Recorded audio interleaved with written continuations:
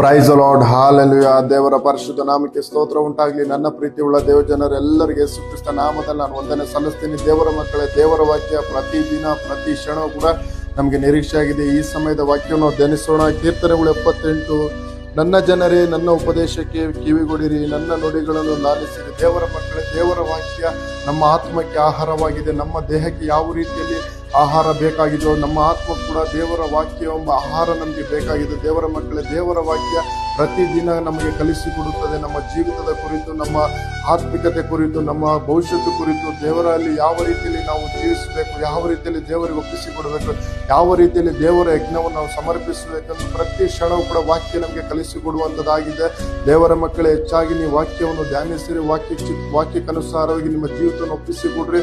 ದೇವರು ತಾನೇ ನಿಮ್ಮನ್ನು ಹಂತವಾಗಿ ಆಶೀರ್ವದಿಸಿ ಬಲಪಡಿಸಿ ನಿಮ್ಮನ್ನು ಸೇವೆಯಲ್ಲಿ ಆರಿಸಿಕೊಳ್ಳುವಂತೆ ದೇವರು ತಾನೇ ತವಕ ಪಡ್ತಾ ಇದ್ದಾನೆ. ದೇವರ ಮಕ್ಕಳೇ, ವಾಕ್ಯದ ಮುಖಾಂತರ ಹೆಚ್ಚಾಗಿ ದೇವರು ತಾನೇ ನಿಮ್ಮನ್ನು ಒಟ್ಟಿಗೆ ಮಾತನಾಡುತ್ತಾನೆ. ದೇವರು ಎಲ್ಲರನ್ನು ಆಶೀರ್ವದಿಸಲಿ. God bless you.